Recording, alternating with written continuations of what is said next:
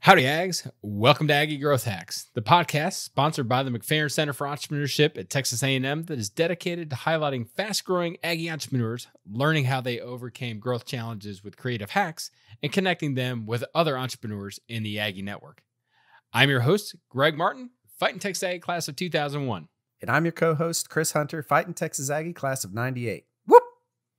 We got a little story for you, Ags. Jeff Sampson, Fighting Texas Aggie class of 1993, is a multiple Aggie 100 nominee with multiple companies. Ags, this is a man that just flat out knows how to grow a business. The main business that he's focused on right now is Elevate Brand Marketing, and it provides Fortune 100 brands with the promotional products that have been part of some of the most iconic product launches. So pass it back and listen up to Jeff as he shares some good bull. Welcome back, Ags. We have got probably one of the most amazing and most definitely the most decorated Aggie 100 nominee entrepreneur speaking with us today.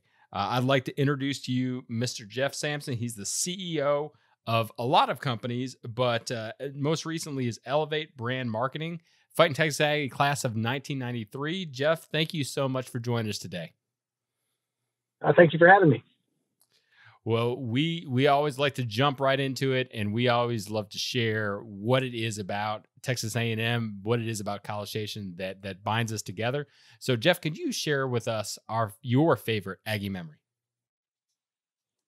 Well, I've got a lot. I really enjoyed my time at A&M. I was very involved in a lot of the campus organizations, and I think it had an awful lot to do with me becoming an entrepreneur and kind of fostering that spirit within my business. But I think maybe if I look back on kind of one of the coolest memories when I was at A&M, I think about the Rice game. I think it was my senior year, but we actually drove down to Houston and we were playing Rice, and there was a kind of a scuffle in the middle of our halftime performance, and some of the Rice mob got out on the field, which, we all know how that's not tolerated. How'd that work out?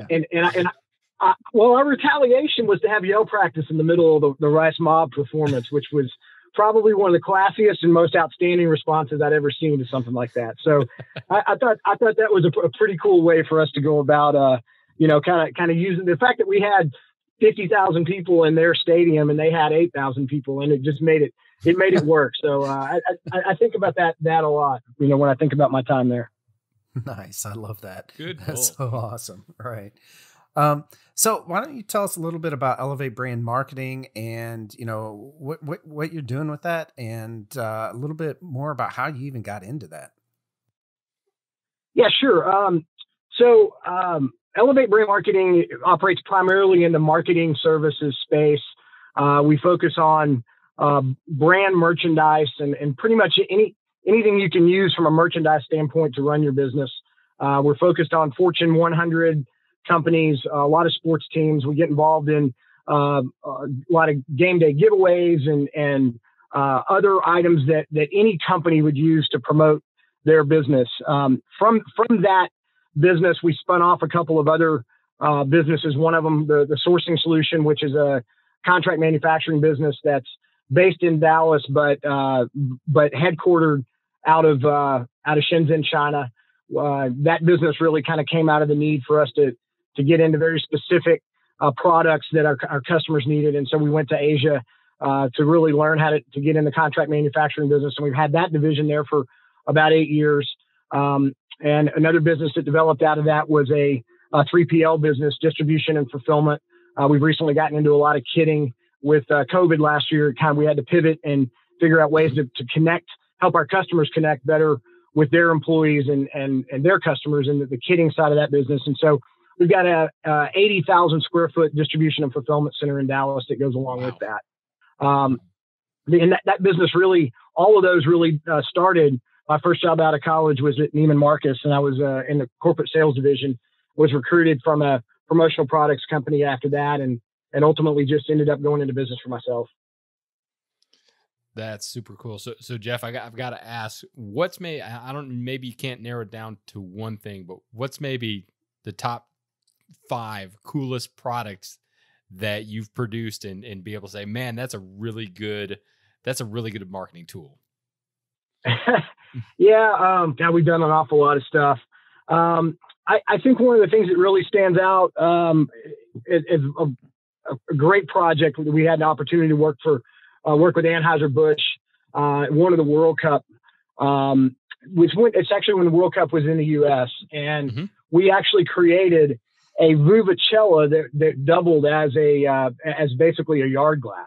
So we went down and actually manufactured it in Mexico. It was on a pretty compressed time frame. It was coming in over Chinese New Year, so we weren't going to be able to get it done in Asia with one of our factories, and found a drinkware manufacturer in Mexico and went down there and produced that. So that was really cool. It's always fun for us to do things that end up in the public's hands.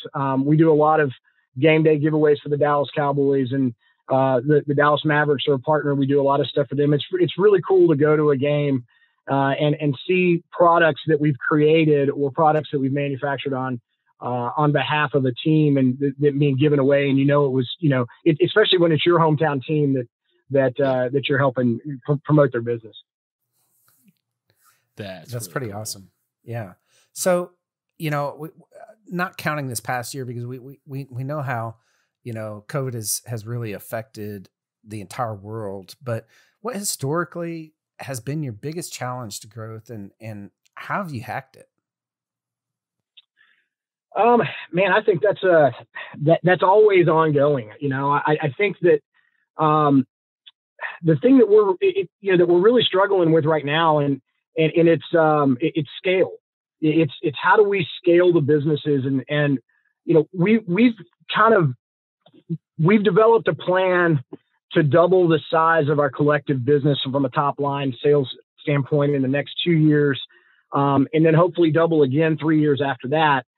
And the key to it for that to happen is for us to create scale on the infrastructure and operation side of the business, so that we can effectively pour gasoline on the fire, go out there and get sales, generate revenue, and not have it bring us to our knees because we don't have the ability to support it. And I think, what's been really interesting for me, at least in kind of leading that effort in the company, it's really caused me to completely and totally change the way that I look at the business.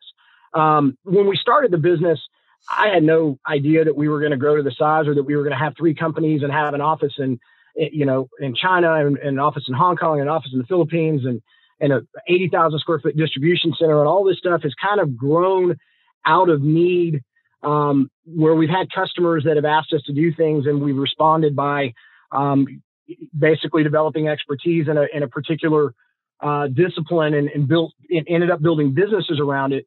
But I think as we start to get to that next level, that I've been forced into looking at what's the plan to do that, as opposed to just head down and manage the business. It's getting outside of working in the business and getting in the weeds. I've recently hired a number of people to come in and help me do that, so that I can take a 800-foot approach to looking at the business and strategically positioning the business, so that when we do get to those numbers that we need to get to, that we're positioned to either have private money and injected into the business, or have a PE firm seriously look at us, or have a strategic partner come in and go, you guys have got some things that we don't have, so let's bolt these businesses on. Okay, Jeff. So I'm tracking all that, and I hear you said a lot of things as far as making sure that you're building out your team, your leadership team, making sure that you've got operations, you've got systems in place. But I also heard you talk about that you actually had to pivot and change because of COVID, because of last year. So my question is, how did you manage both the challenges of COVID, but then also make those strategic changes last year when we were struggling with COVID? Yeah, I mean, it's a great question. We were really fortunate. I'll say that. We were fortunate enough not to ever have to lay anybody off through all of this. We were fortunate in that. Wow.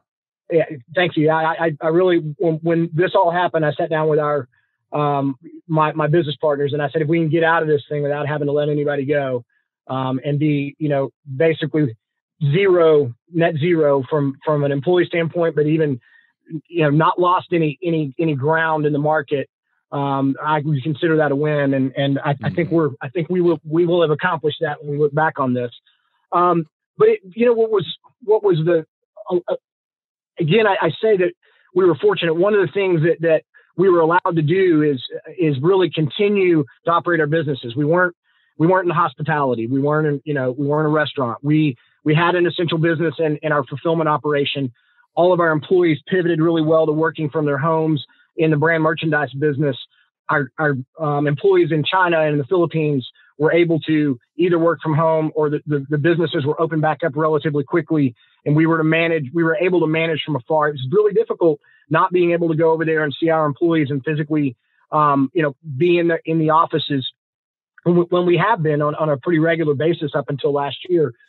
We were also fortunate enough having people on the ground in China, that when we were asked by our customers specifically to get into the PPE business to produce masks and gowns and nitrile gloves and other things that were essential to businesses opening back up. One of our restaurant customers, we had to very, very, very quickly, we had to get a 500,000 masks in so that they could have their workers protected, so they were allowed to go back to work. And so because we had people in the right places, we were able to help our customers do that. And, I say this all the time. I wish I could take credit for having this master plan and being ready to grow these businesses and do the things. And the same thing with us being able to pivot into PPE. That's the last business I wanted to be in, but we were fortunate in the fact that we had the people in the right place, and we had the wherewithal and the knowledge on how to manufacture products and how to make sure that they were tested correctly, and that they were being packaged correctly, and they were labeled correctly, and that that we were able to get them out of China on an airplane into the hands of our customers, and then be able to kind of complete the supply chain with our distribution and fulfillment business.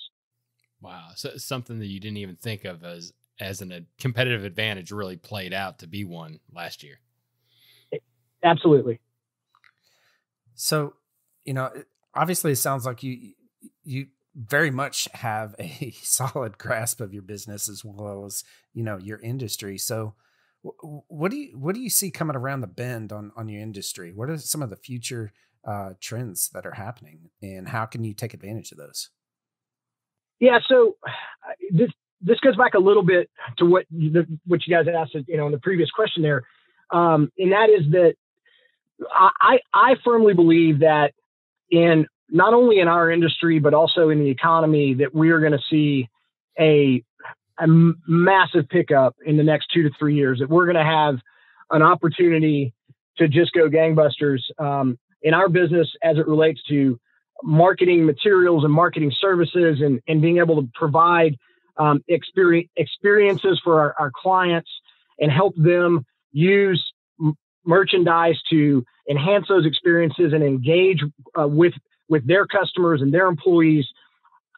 I think that we're going to have more of that opportunity than we even know what to do with. And, one of the things that we did during COVID is, rather than pull back, we push forward. We made some investments in technology. We made an investment in our people. We hired some additional people.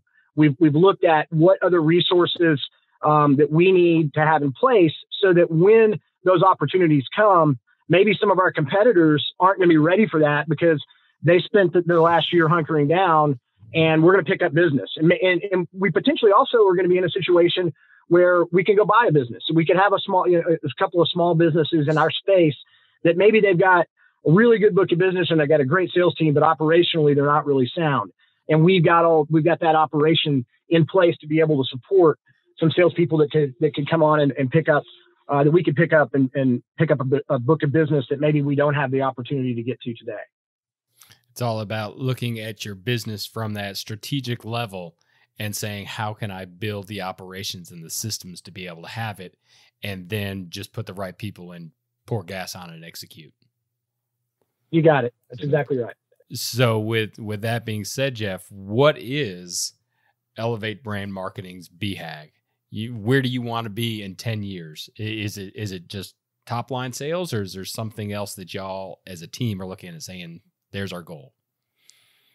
Yeah, we're certainly looking at it from a top line sales perspective, as far as the metric, we're in the people business. I mean, if the people that we've got that are part of our organization aren't happy, if they're not productive and they're not performing, then none of it is really going to matter. So, we are doubling down right now on making sure that we are developing our people and we're developing the culture of our business. And we believe that that's a critical component to get there. And the metric being the fact that, we are roughly in the 14 million in top sales right now. And we believe we've got to get to 25 million in order for us to have access to private money. And we believe that building the machine to get there will allow us to then kind of take a second step where we've got access to having some money come in to really pour that gasoline on the fire, take that 25 million and get it to 100 million. I think our ownership team, on the most part, we really don't want to be out of the business. So it's not a scenario of an immediate exit in the first 2 years. It's a matter of staying in the business, getting some help, and getting some money injected into the business to really take us to that point where we get to 100 million. And then we can sit there and look, 5-6 years from now, we'll get to that number and decide what we want to do as individuals, but know that we've basically succeeded in the stated goal of getting to that $100 million mark. Wow.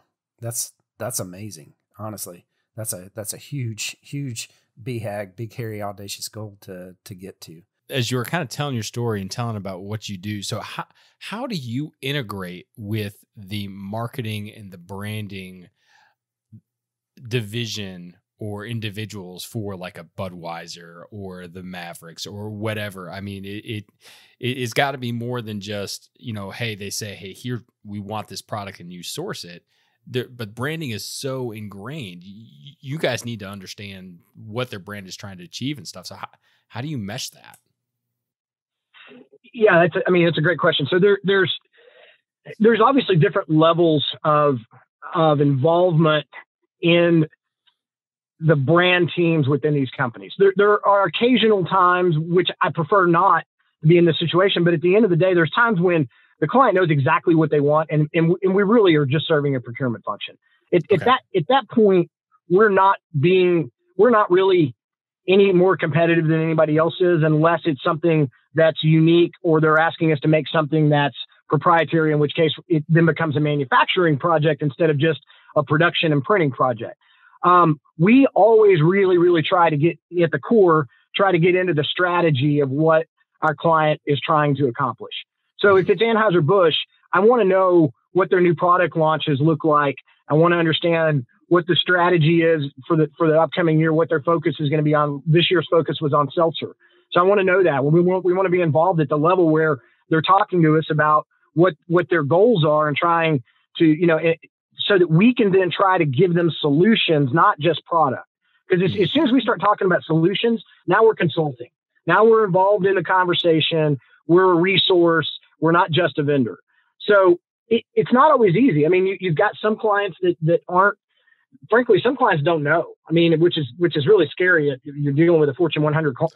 Yeah, I was going to say, your clients are really big, so they better know. No, I'm telling you, sometimes these big brands, it's always amazed me when I get a phone call from Samsung and they go, hey, we need 100,000 of something in 2 weeks for a new product launch. And I'm like, you mean a new cell phone that you've been developing for 2 years? Like, you just realized that you needed to send these out to 100,000 people? Like, what in the world are you doing? It is crazy how many of these big brands still get caught in that trap of not being prepared to go to market with new products. But the answer to your question is, the more involved we can get into their heads, that get them to start to trust us, to think of us as an extension of their marketing department, the better off we are. And we're going to roll right into the lightning round, right? So the lightning round, the rules are simple. You have 1 minute or less to answer the questions. And we're just going to try to go through these as quickly as we can. All right. So what is your favorite hack, Jeff? I learned back working in the grocery business, growing up, I was, my very first job was in a grocery store, and I spent an awful lot of time. I even continued to work for the Randall's food chain whenever I was at A&M in school. But I had a boss that he called it management by walking around. And it's just basically the idea of getting out from behind your desk and getting out, whether it's in our world, it's into the distribution center and seeing what's going on, or it's walking into somebody's cubicle and asking what they're working on and trying to be involved in the business. And I think as an owner and an entrepreneur, staying in touch with our team and our employees, but also with customers is just super important for me. So while we're talking about hacks and all that kind of stuff, and we still have you on, what's your favorite traveling hack? Oh man.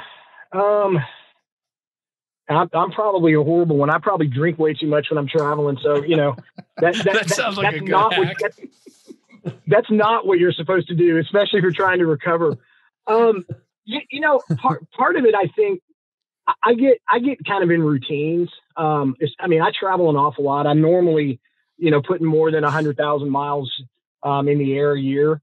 For me, it's trying to find the routine so that I don't, if I am jet lagged or I'm really tired or worn out or whatever, that I don't leave something behind, or that I've got my directions, and I've got in Asia, especially printing out the directions in Chinese to the hotel, or having that's easier today than it was when I started traveling over there, because you can pretty much get a cell signal anywhere, and your phone's got Google Translate on it. And you can show the taxi driver a picture of the hotel. It used to, though, before we had that. I mean, when Russ and I first started in Asia, we didn't have cell phones. Not when we were there. Our cell phones wouldn't work.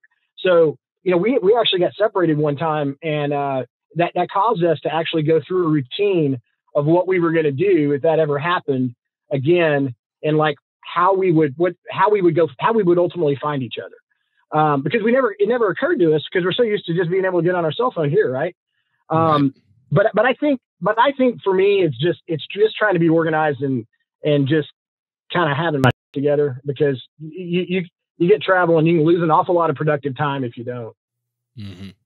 No, that's really good. I mean, it's so, you even though you've been doing it for a while, it still has to be a little bit disorienting, and, just kind of getting back into a different culture and realizing that the way we do things here is not the way they do things over there.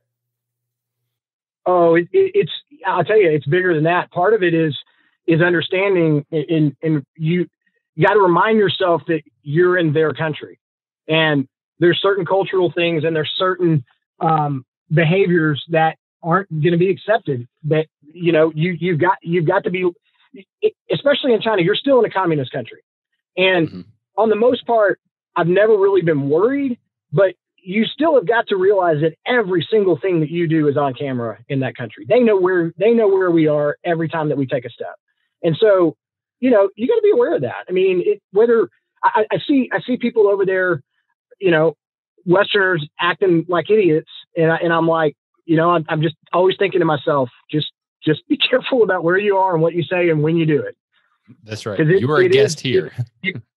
That's right. And you can get comfortable and forget that sometimes. And I mean, I've seen people do some really stupid things. Well, Jeff, what's one book, podcast, YouTube channel, something that you get a lot of value out of that our listeners need to be aware of? Carl Sewell's book, Customer for Life. It's an easy read, but it's just, there's so many lessons in there about customer service, and about how important it is to maintain those relationships with your customers. Acquisition costs for us in our business is really, really expensive. And so having to lose a customer and having to reacquire a customer is really tough. But I think there's a lot of great little nuggets in that book. Love it. Love it. So we all know how valuable that the Aggie Network is. Is there anybody in the Aggie Network that you'd like to say thank you to?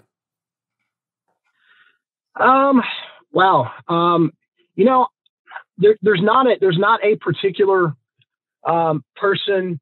There's a bunch of people that I went to school with, that I've stayed close to. and I think it kind of sounds cliche, but just the entire Aggie network. I mean, the idea that you can be anywhere in the country. I can't tell you how many Aggies I've run into when I'm traveling in China, and immediately you've got a friend. You got somebody to talk to. You've got somebody to share a story with. There's something about it that is really hard to describe if you're not living it. And there's a lot of people that I meet that don't really understand it until you feel it. I took one of my business partners to muster with me in Taiwan a couple of years ago. Wow. And it was really cool to see his eyes light up and see how cool that experience was for him, from somebody that had never really couldn't get his head around what this was all about. Wow. That's a pretty powerful introduction to the Aggie network and just our way of life. That's pretty cool. So Jeff, what is one thing that the Aggie network can help you with, and how do we get in touch with you? Well, the easiest way to get in touch with me is drop me an email at jeff.sampson@weelevate.com. I wouldn't be a very good salesperson if I didn't say, if there's anybody out there that needs help with their merchandise programs to look us up. But, by the same token, I'm happy to help with anybody out there who's looking to, kind of dip their toe in the water of being an entrepreneur. If I can help them out in any way in terms of any advice, I'm happy to give back. Awesome. Well, Jeff, that's exactly what this podcast is all about. It's about connecting Aggies and us learning from you and in the challenges that you have overcome. Thank you for spending time with us today. Thank you for being so transparent and sharing your wisdom. And Ags, if y'all have got any promotional needs, make sure you check out Jeff and his company. Can you give us the website one more time, Jeff? Website is weelevate.com. So WEELEVATE.com. There you go, Ag. So make sure you check him out. And Jeff, again, thank you so much for joining us. Well, thanks for having me. I appreciate it. How about that, Ags? That was what you call some good bull. There were some valuable hacks that Jeff shared with us. What's your favorite, Greg? I think, Chris, the thing that really struck out to me was the book that he talked about, Customer for Life. And I think that it is so important for entrepreneurs to understand the value that they bring to the customer. He talked about how in his business, customer acquisition cost is actually really, really high. So you do not want to lose those customers. And even for entrepreneurs who have businesses that don't have high customer acquisition costs, to be able to continue to wow and serve and retain your customers is super, super important and super critical. What about you? Well, I obviously, again, I agree with you 100% on yours. Mine's got to be how to scale, right? He talked a lot about how do you scale a business. He talked about that a lot, yeah. And obviously with well, because he's done it, right? I mean, he talked about how right now they're at 14 million, that they're working to get to 25 million, and then after that 100 million. So how do you do that? And he said it real easily. People, right? You got to have the right people in the right places. And he said that time and time and time again in the interview. And, one thing that I'm going to add on to that is not only people, but you've got to have systems in place for those people. Right. So that's mine, getting the right people in the right seats. Yeah. I loved how he emphasized that it was the culture also. I mean, it continues to amaze me. Everyone that we talk to, it's not about building a bigger factory or having the coolest machines or sourcing the inventory.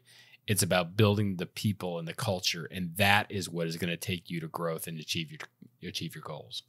Right. And in fact, he said that's what brought him through the initial lockdown of COVID, right? Is that he had the right people, they pivoted, and the people, he didn't come up with the idea, but the ideas were come up by the folks that he had in place, in order to get the right PPE to the market. So I think that's pretty awesome. Well, that's going to do it for another episode of Aggie Growth Hacks. Chris and I hope that you enjoyed it and that you'll leave us a rating on iTunes, Stitcher, Spotify, wherever you found us. We hope that you check out our website at aggiegrowthhacks.com, where you can hear all of our previous episodes, connect with Chris and I, and make sure that you check out our monthly hack shops, where we tackle some of the biggest challenges that entrepreneurs have. We talk to an expert and have a deep dive with actionable advice. Aggie Growth Hacks was produced by fellow Aggies Kyle Ackerman and Ben Wiggins with Podcast Architects. We also want to give a huge shout out to our sponsor, the McFerrin Center for Entrepreneurship at Texas A&M University. Since 1999, the McFerrin Center for Entrepreneurship has served as the hub of entrepreneurship for Texas A&M. If you're an Aggie entrepreneur or even a wantrepreneur, head over to their website to find the program that's right for you. Join us next time when we connect with another great entrepreneur and learn how they hacked their growth. Until then, I'm Chris Hunter. And I'm Greg Martin. Thanks and gig 'em.